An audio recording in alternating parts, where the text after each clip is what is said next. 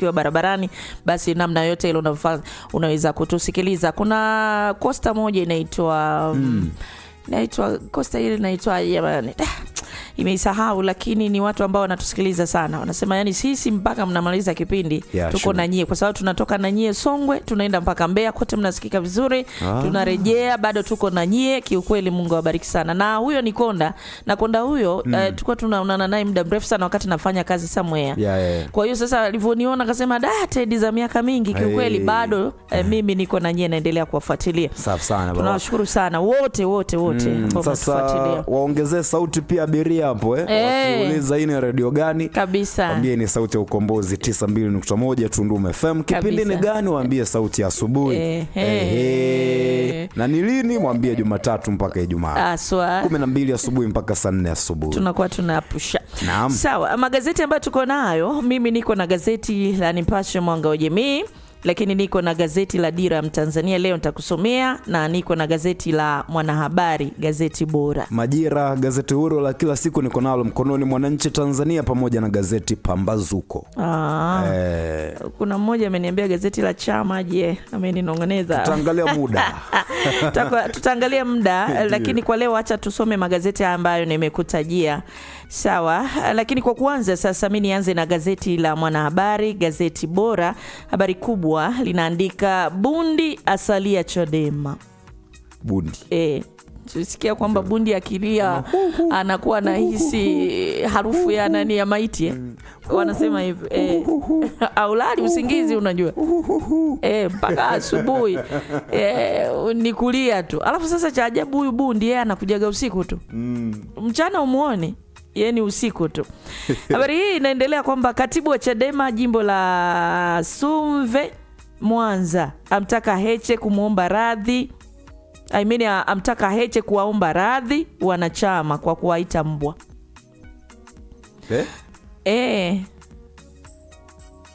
Amtaka msajili kuingilia kati fukuza inayoendelea ndani ya Chadema kwa kila anayehoji masuala muhimu ya chama.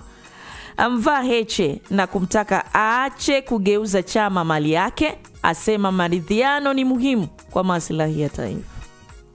Heche huyu ameambiwa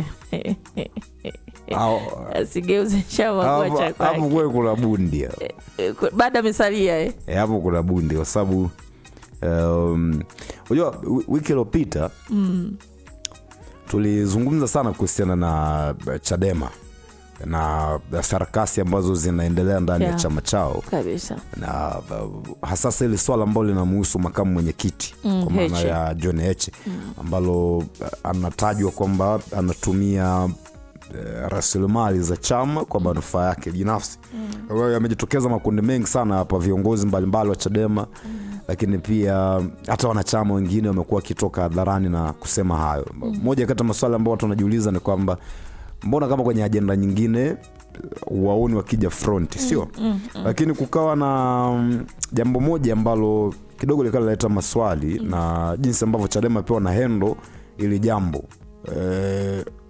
Zile hatua za papo kwa papo ambazo wanazichukua, ikiwemo kuwafuta wanachama wale ambao wanatoka hadharani na kuhoji, na ingali utaratibu ni kwamba mtu akiwa amekosea unatakiwa pia umfahamishe amekosea wapi, umpatie nafasi pia kumsikiliza ajieleze. Yes. Sasa weekend hii kulikuwa na hiyo taarifa, mmoja kati ya wale ambao walifurushwa kwenye chama wamerudishwa kwenye chama. Kwa sababu ya kufuata ule mchakato wa mtu apewe taarifa, ajieleze kwa nini. Katiba yao inaeleza hivyo. Yes, katiba inaeleza hivyo. Kwa hiyo unaona kwamba kuna muda pia unaweza kuwa unatetea uongozi wa Chadema, lakini kuna muda na wenyewe ni kama kuna muda una mess up. Ingawa kwenye hili ni kama wamegundua mapema sana kwamba hiki tunachokifanya tunaweza kujipeleka kwenye shida kubwa zaidi, kwa sababu juma lililopita kuna baadhi ya viongozi wa Chadema na wanachama pia ambao walikuwa na muitisha msajili wa vyama vya siasa nchini aingilia kati ile jambo kwa sababu hili la magazeti yaliandika. Kwa kwenye hili ni kama Chadema wameruka hicho kiunzi, yani kabla msajili hajawafikia wamerekebisha. Yani na hiyo ndo tunayoitaka kwenye jamii yetu. Yani kama we ni kiongozi umeona mahali umepokosea, rekebisha haraka iwezekanavyo.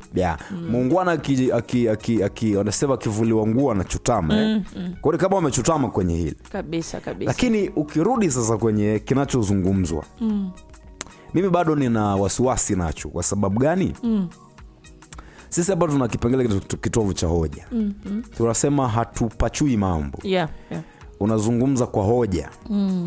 Hawa watu wameshikilia sana ile jambo la kwamba makamu anatumia rasilimali za chama kwa manufaa binafsi, sio?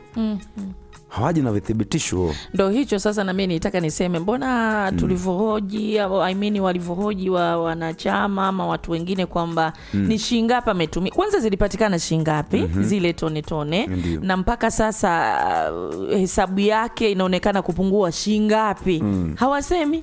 Swali lingine ni kwamba hata kama ni kweli aba kweli makamu kafinyanga ule mzigo, si ndio? Kaupiga. Kipindi hiki mkuu wa chama kiongozi yuko ndani, si ndio? Ndio. Anayefuata kwake ndo makamu. Alafu suggestion ni kwamba akae pembeni apishe uchunguzi. Alafu atakayebaki pale nani? Unaweza kusema katibu na nini, lakini katibu ndo amekuwa akisema kwamba fedha ya chama iko salama. Ya. Kwa maana yake sasa kama hata kama nabaki yeye maana yuko mrengo ule. Na mimi hapo na mimi sasa hata kama kibaki yuko mlengo ule lakini pia kuna hichi kitu kinaitwa si ile tone. Mimi niliona kwenye mkutano gani nilikuwa naona kwenye mitandao ya kijamii wanakusanya. Sasa anaenda kuzihesabu ni Heche ama kuna watu wanahesabu? Hilo ndo swali la msingi kwa sababu alikuwa anasema Mnyika pia hizi pesa zinaingia kwenye mifumo ya chama ambako kuna accessibility. Kwamba mwenyekiti au makamu hawezi kutoka tu from nowhere akasema kwamba nachukua pesa kwenye account ya chama. Achana na zile ambazo zinapita kwenye account. Kuna zile ambazo wameweka kwenye kapu Shadrack. Zile zinachukuliwa, zinahesabiwa, zinawekwa, zinapelekwa benki. Kwa makamu mwenyekiti anaenda anamwambia sasa chukueni ile fungu ndio hapo sasa. Ukeni ile pembeni afu ndo mkaweke kwenye account. Na mimi ndo ninachojiuliza kwamba kwani hata kama ni kanisani sadaka wanaohesabu kwani ni mchungaji? Hapana. Si wapo wanaohesabu. Haya wanaohesabu akasema jamani pesa ziko salama. Nyie mnamtumuje mchungaji kusema mchungaji amekula hizo pesa. Kuna namna hapo pengine natakiwa kupangalia vizuri kwa uzuri. Na ndio maana hata pengine walipata hasira kwamba hao waondoke kwa sababu katiba anasema pesa ziko salama. Lakini mwingine anasema of course hasira inaweza kawepo ingawa walikosea sasa. Kwa sababu kweli binadamu ameombewa hasira. Lakini unapoongoza taasisi ipo mifumo. Yaani mimi naweza nikakukoroga Teddy kwa mfano wewe ndio kiongozi wetu wa kipindi cha Sauti Asubuhi. Kakukoroga vibaya mno nikakutoa mchezoni. Ndio. Utakiwa kuniondoa bila kufuata utaratibu. Yaani ni kweli mimi nimekutibua, nimekutia timanyongo vibaya mno. Lakini mimi ufanye kipindi na mimi hapofuata utaratibu. Si ndio? Kwa maana yake wenyewe Chadema walikosea. Kama lakini pia kama binadamu. Sasa kwenye mifumo ya taasisi hakutakiwi binadamu. Huwezi kuweka ubinadamu huo. Huko ndo maana tunaweka mifumo ituongoze. Kwa hiyo kule hakuhitaji hasira. Ndio hivyo. Huu mchezo huo unahitaji hasira. Na ukishajaa hasira mara kumeingia kwenye mfumo wa watu ambao wanataka yani unawapa ushindi watu. Yes, kwa sababu wanafurahi kwamba tumeweza. Wanasema hata kama una udui yako Shadrack. Kwa mfano wewe wao walikuwa wanakutafuta wewe umeuma huko maututi. Wakikupigia simu sasa yani afadhali ya leo. Kwa sababu ukisema tu ni leo ndo sijalala nasema yes. Kwa ndo napiga hivyo. Tumeweza. Lakini wakipiga tu simu kwamba bwana vipi leo umeamka, na unajua adui wanasema hatoki mbali anakuwa karibu na wewe. Tuko karibu. Anapiga simu kwamba vipi ndugu yangu Melaja, anasema namshukuru Mungu leo nimeuchapa kweli kweli usingi. Wala wanaofanya huu mchezo wa masumbwi ngumi Sasa moja kati ya makosa makubwa ambao ukiyafanya kwenye mapigano litapelekea upoteze pambano ni kuingiza hasira unavyopigana na mpinzani wako. Okay. Yaani ukishajaa tu hasira bas umeumia tayari. Umemalizwa. Yaani utakuwa upigane yani umerelax. Kwa hata hao watakiwa watulize boli. na wenyewe hao maudui wa ngumi hao wana namna kusema tukimkorofisha tu sehemu fulani hasira itapanda. Shantibua anakuja mkuku wangu ngumi chali, watu wachukua ushindi asubuhi mapema. Kwa hiyo mchezo hautaki hasira kabisa. Sawa, lakini habari nyingine naandika yabatilisha kusimamishwa kwa Okola. Ni habari hii ya Chadema ndio hiyo ya bila shaka imeandikwa hapa ukurasa wa 3 namna gani imebatilisha, basi utasoma gazeti Mwanahabari. Lakini habari nyingine naandika ATCL kuanza rasmi safari za Dar es Salaam Muscat. Habari hii inaendelea hapa kwamba Mbarawa asema ni mapinduzi makubwa sekta ya biashara na utalii na uwekezaji. Kwa hiyo hiyo ndege jamani itakuwa inaelekea huko Muscat. Muscat ni huko Oman. Muscat ni Oman. Muscat ni Muscat Muscat. Muscat. Kumbe mimi nimesema Muscat, kumbe ni Muscat. Sawa. Sasa wa Oman wanauliza Muscat ya wapi? Sasa si matamshi tu. Kumbe ya kwao. Ndio. Sawa, gazeti hili linaandika kurasa wa 3, lakini habari nyingine naandika bunge lafungua milango maoni miswada 3 ya sheria. Habari hii utaisoma ukurasa wa 2 gazeti Mwanahabari. Lakini habari nyingine naandika kamanda FYB apongeza walinda amani JWTZ DRC. Habari hii pia utasoma ukurasa wa 2 gazeti Mwanahabari.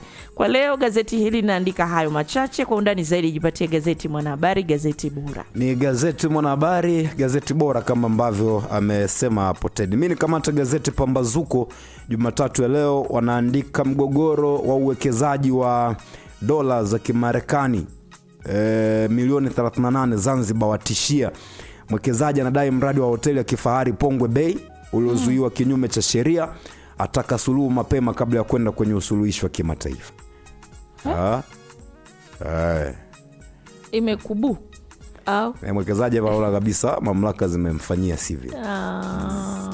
Kwa watu malize mapema. Okay. Na mimi tusipomaliza mapema wao yanawapeleka kwenye usuluhishi wa kimataifa, na wao likishaenda kwenye usuluhishi wa kimataifa hilo ni doa.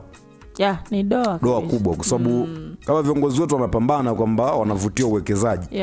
Umetoka kuzungumza hapo issue ya Muscat Oman inatajwa kwamba hizi safari za moja kwa moja kutoka Dar es Salaam mpaka Muscat zitaongeza fursa ya uwekezaji.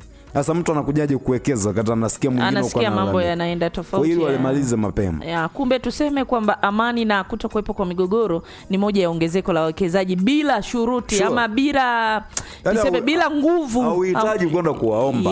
Wakijua kuko sawa. Ni wao wenyewe tu wanajileta. Kabisa. Nchimbi azua mgongano. Kurasa wa 9 wa gazeti Pambazuko naandika, ana nukuu yake hapa, anasema kama ningeambiwa makamu wa rais waambiwa Tanzania jambo moja tu, ningesema pambaneni mpate katiba mpya, katiba ambayo ina makubaliano ya wadau wote, katiba yenye muafaka katika taifa. Nimeona sehemu Askofu Bagonza anamuuliza Nchimbi kwamba tupambane na nani sasa? Bagonza anasema kwamba kama makamu wa rais anasema rais aliyepo sasa hivi anaitaka katiba mpya. Sasa mbona tupambane? Ndio hicho sasa tunapambana na nani? Kwenye hiyo katiba sasa ili tuipate katiba mpya. Majibu anayo Nchimbi sasa, si ndio? Maana sisi tunamuuliza Nchimbi. Sasa Nchimbi ametuacha hewani yani. Kwamba pambanieni katiba mpate katiba. Lakini jambo alilosema wenyewe mnalichukuliaje? Jema baya. Wakina nani sasa hapo? Nyinyi wa Tanzania. Analosema makamu wa rais mnachukuliaje? Jema baya. Kwa katiba mpya ni jema kwa sababu hiyo ndio kilio ama hitaji kubwa la wananchi kwamba tunahitaji katiba mpya. Ni jema. Sasa na sasa ndo makamu wa rais sasa anatuweka kwenye nini? Sasa kuna mtaalamu mmoja waita wataalamu kutoka Chama cha Mapinduzi, yani mwenyekiti wa jumuiya ya wazazi ya CCM ambaye pia ni mjumbe wa halmashauri kuu ya CCM NEC, anaitwa Rajab Maganya. Ni upi yule wa Zanzibar? Maganya huyu. Mwingine tu. Anasema mchakato wa katiba mpya ni sehemu ya utekelezaji wa ilani ya uchaguzi ya Chama cha Mapinduzi. mwaka 2030. Ni utekelezaji wa ilani. Ambacho pia makamu wa rais katukumbusha kwamba wakati wanaandaa ilani alimfuata mwenyekiti wa chama, kamwambia moja kati ya mambo ambao Watanzania wanayataka ni katiba mpya. Vipi tuliweke katika ilani? Mwenyekiti akasema ruksa, si ndio? Na kwenye ilani likatajwa kwamba siku 100 za kwanza baada ya kuwa tumeshinda, tumechoma nyama pale, kila kitu, mchakato wa katiba mpya utafanya nini? Utakuwa umekamilika ndani ya siku 100. Mwezi wa ngapi uchaguzi? Uchaguzi si mwezi wa 10 mwaka jana. Siku 100 ni miezi mitatu sasa. Miezi mitatu, kwa maana wa 10 tutoe wa 10 sasa. Maana si ilikuwa tarehe 29, 11, 12 Januari. Mwezi wa ngapi? Mwezi wa 8 tunaelekea wa 7, lakini leo ta 27. Kwa tunakubaliana kwamba kuna mkwamo wa kisiasa nchini ambao pia inawezekana umechangia kutokufikia hapa. Sasa lakini kwani wenyewe wanasemaje kuhusiana na siku 100 za katiba mpya? Bado na wenyewe wana hayo ya kuzunguya ya kwao. Sasa zimepita. Tatizo 100 zimepita. Zimepita, lakini kuna neno na wenyewe wanalo kwamba kwa nini haikufanyika. Sasa msikize Maganya anasema mchakato huo hauwezi kukamilika ndani ya mwaka mmoja, lakini anaeleza pia kushangazwa na baadhi ya vyama vya siasa na watu wanaohamasisha wananchi kupigania katiba mpya kana kwamba imezuiwa. Kwa hiyo Maganya anapingana na mwenyekiti wake sasa. Maana yeye mwenyekiti alisema siku 100. Yeye anasema huwezi kukamilika ndani ya mwaka mmoja. Hebu siku 100 na mwaka mmoja vitu viwili tofauti kabisa. Na mnukuu Maganya. Anasema ni nani aliyezuia katiba mpya? Ni nani amesema hakutakuwa na katiba mpya? Iwapo bado wapo kwenye uongozi. Hiyo ilikuwa Julai 24 Dar es Salaam pale. Hiyo 24 ilikuwa siku ya Ijumaa, sio? Ijumaa hiyo ndo makamu wa rais alikuwa anazungumza pia kwamba wananchi pambanieni katiba mpya. Pambana na nani sasa? Yuko hapa Maganya. Unataka tumsikie? Ndio. Sawa. Kile labda tunamsikia Maganya. Mimi nikajua nimeishia kumnukuu tu. Acha tumsikie. Kama yuko hapo jirani tumsikie. Maganya bwana. Maganya kaniacha hoi sawa Maganya. Maganya karibu bwana. Inalengo katiba mpya inalengo na ilani ya chama, lakini specifically wacha kwenye kipengele cha pili, kuhuisha na kuimarisha mchakato wa katiba mpya. Sisi mwenyewe. Kwa hiyo ilani hii inatekelezwa 2025 2030, hata mwaka tu haujafika. Sasa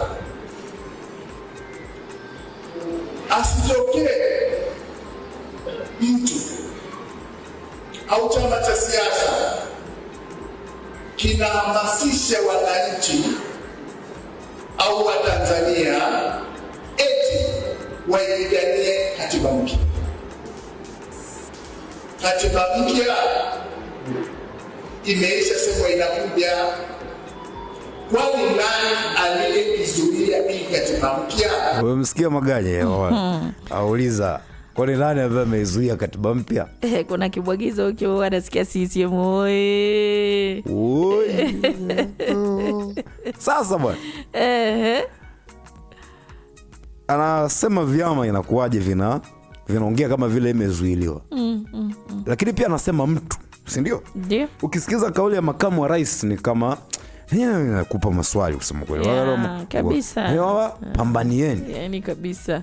Kama kuna mchezo ule wa kuruka, ulishacheza mchezo fulani hivi, unaruka miguu yote miwili, unasogea pembeni, unacheza kidogo. Ndio maswali ambayo najiuliza sasa kutoka kwa makamu wa rais kwamba sasa yeye ndo anatuambia hivyo. Na sisi tunamuona yeye ndo yuko pale juu. Yeye ndo anaweza kutupa majibu yote.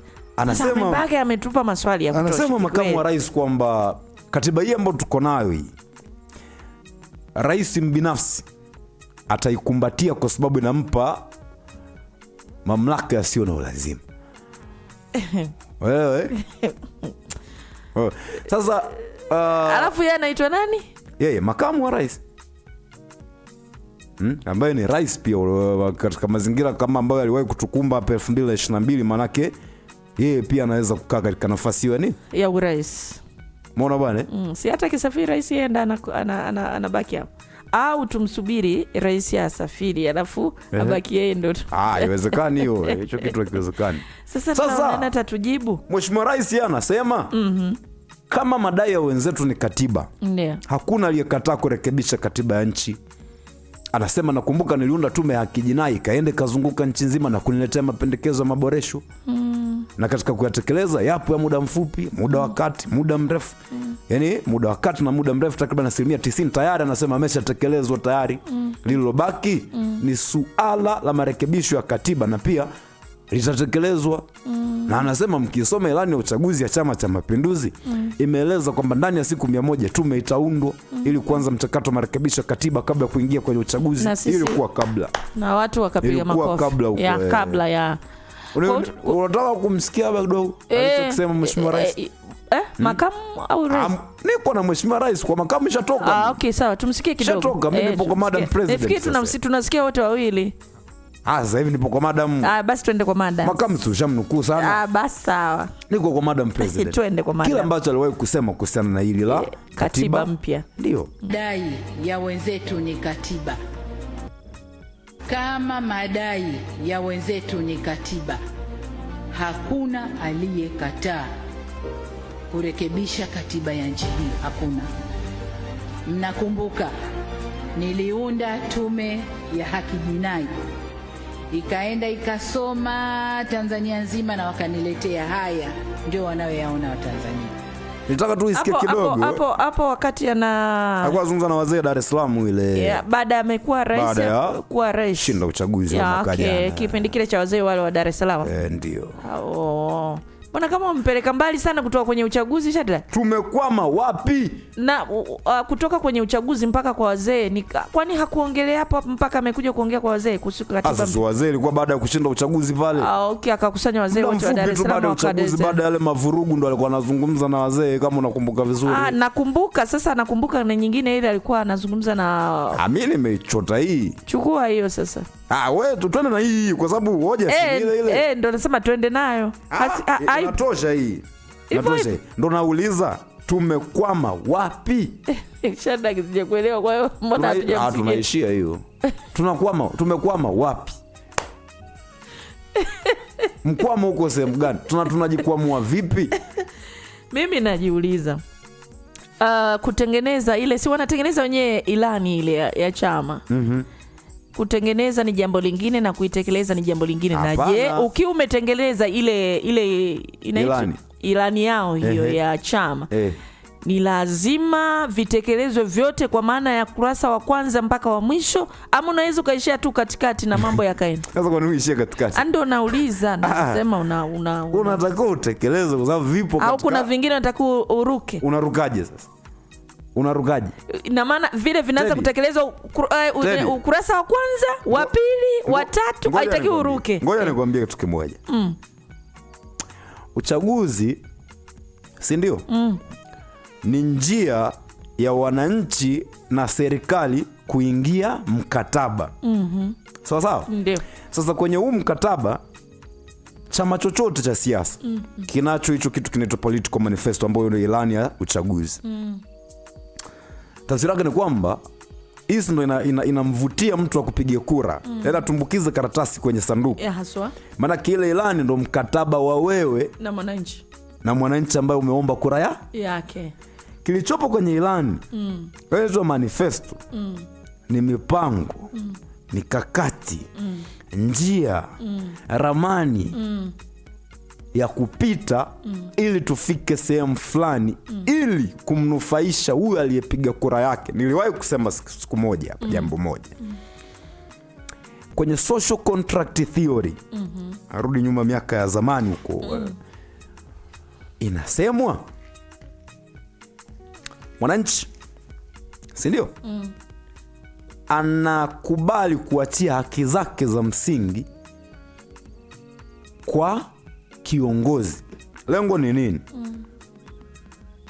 Kuiweka jamii ambayo iko balanced. Nikawaambia hapa tukiwa hapa watu wawili, mimi na wewe, kila mtu ana matakwa yake. Kabisa. Sasa tukisema kila mtu atimize ya kwake, hakitakuwa kipindi. Kabisa. Ndio maana kuna mwongozo wa nini? Wa kipindi. Maana mimi haki zangu nimeziacha kwa mwongozo, na wewe za kwako unazozitaka umeziacha kwa mwongozo. Lengo ni nini? Wote tunufaike. Kwa anapewa nafasi kiongozi aongoze ili atusaidie kila mtu kufika ndoto yake pasi na kuingilia cha mwingine. Na niwahi kusema pia kuhusiana na liberty hapo. Liberty tunasema ni uhuru wa mtu kufanya mambo yake anayojisikia yeye kuyafanya, as long as havunji sheria, haharibu furaha ya mtu mwingine. Kabisa. Kuna mwana falsafa mmoja hivi anaitwa hapo kuna Aristotle, anaitwa Socrates. Socrates anasema furaha ya kweli ni furaha ya wengi. Na furaha yako wewe kiharibu furaha ya wengine, hiyo sio furaha tena. Umeelewa? Sasa baki kiongozi huyu kupitia ilani hapa, tumeitazama ilani hii tunafika katika nchi ya ahadi. Na tumeshawishika kwamba kwa ilani hii wacha tumpatie kura huyu, kwa sababu tunafika kuna vitu ambavyo sisi tunaamini tutafika navyo. Sasa inakujaje uniambie kwamba eti haja tuambie kwamba hili na skip nafanya hili la mbele? Wewe sisi tulimpa tukiamini hili ambao na skip litakuwa sawa. Na ndo huenda ndo lilisababisha tukafanya. Mimi nikapiga kura nikampatia. Kwa hakuna haja ya kuskipu. Nilikuwa nakujibu swali lako lakini. Sawa, umenijibu vizuri. Na niseme tu kwamba ilani kwa Kiswahili kingine tunasema ni muongozo. Na ni mkataba, yani acha tu kuwa mwongozo, ni mkataba wa mimi niliyekupa kura yangu na wewe. Tuendelee, tutamaliza hii. Sawa. Ulikuwa unasoma mwenyewe gazeti? Hivi ni kwa mimi naendelea kusoma gazeti. Wewe maliza kabisa, tuende katika matangazo. Yes. Taarifa nyingine inaandikwa hapa, Tibaigana anasema polisi watumie zaidi teknolojia za kisasa. Kurasa 28, mradi wa gesi kuzalisha diesel mafuta ya ndege kuanza. Kurasa 18 pia. Lakini kuna makala maalum wewe inaandikwa kwenye gazeti Pambazuko, inaitwa Mzee Tai. Inaandikwa kwa mkuu wa wilaya, hebu acha kubagaza buza. Anaitwa nani huyo? Mzee Tai anaandika mkuu wa wilaya, hebu acha kubagaza buza. Lakini taarifa nyingine inaandikwa bodi ya dhibiti sukari yenye mchanga. Kulikuwa na sukari ya mchanga. Sukari iongezeke. So unajua kuna ile mchanga ule unakuwa unang'ang'a sana. Ukiuchanganya mle na ninaenda mbona kama nasikia harufu ya na si tu harufu, kuna ile unaweza kutafuna kabisa kwa sababu unakunywa na vitafunio. Unaweza ukavitafuna mpaka ukaanza kusema hivi ni mkate ama ni andazi ni nini, kumbe ni kwenye sukari. Kugombana na mama fulani muuza mandazi. Walikuwa tu kwenye sukari. Lakini pia ukiangalia chini ya kikombe unakutana na vitu vimetuama pale. Safi sana. Unasema ni sukari sijakoroga vizuri au ni nini? Tumaliza na taarifa hizi gazeti Pambazuko. Tafakuri ya Bagonza, umuhimu wa maridhiano ya kweli uko hapo kurasa wa 10. Lakini wa China kutumia bandari ya Kigoma kubeba madini DRC. Muona jinsi unafunguka pale. Ya mwisho, Tundu Lissu ahenyesha mkuu wa gereza. Kivipi? Hatuijadili. Hiyo kwanza tulijadili. Hiyo achana naye. Tulipe bill, tunarudi. Hizi ni dondoo za magazeti msikilizaji. Sawa. Tunduma Revival Now Ministries kutoka Marekani wakishirikiana na CPCT wilaya ya Momba wanakuletea mkutano mkubwa wa Injili utakaofanyika uwanja wa shule ya msingi Tunduma mjini kuanzia tarehe 20 mpaka 26 mwezi wa 7 2026. Muda ni kuanzia saa 9 alasiri mpaka saa 12 jioni. Tutahudumiwa na mwinjilisti Dani na Shannon Steve kutoka Marekani na Upendo Nkone atakuwepo. Zawadi zitatolewa kwa wote watakaofika mapema mkutanoni. Tunduma, inuka uangaze. Njoo upokee muujiza wako. Hakuna kama wewe. Hello, mambo vipi? Leo nazungumza na wamiliki wa magari aina zote. Najua mmechoka kupigwa na maspare feki. Ima Spare Parts ndio wauzaji wa spare za magari aina zote, kama vile betri za magari, matairi aina zote,